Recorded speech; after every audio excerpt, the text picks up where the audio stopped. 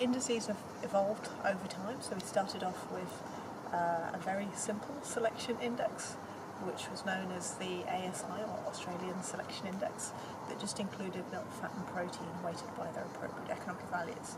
Now, of course, we all know that profitability is affected by many other traits, and over time we've developed the index to the APR, or Australian Profit Ranking, to include other traits such as fertility, survival, somatic cell count, workability traits, and so on.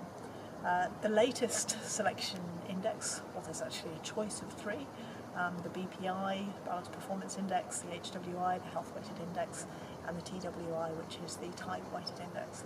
Now, we've taken a different approach here, and this is really quite innovative in that we have developed selection indices in line with farmer preferences.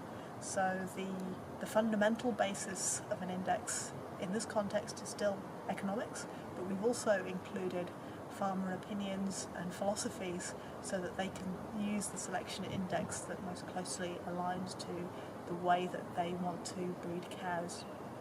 So, for example, if a farmer has a particular focus on fertility or health, then it may be more appropriate to use the health weighted index.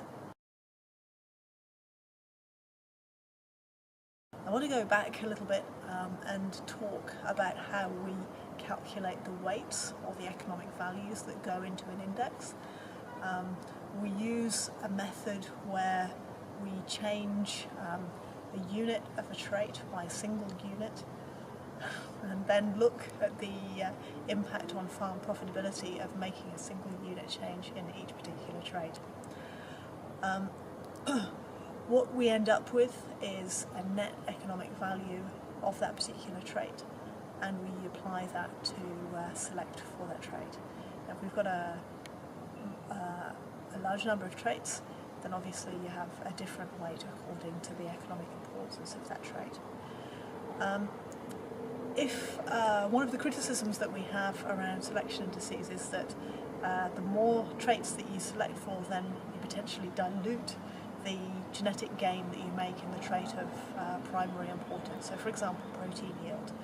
However, we would argue that by adding more traits to the selection index, then you actually improve the overall rate of genetic gain and profitability.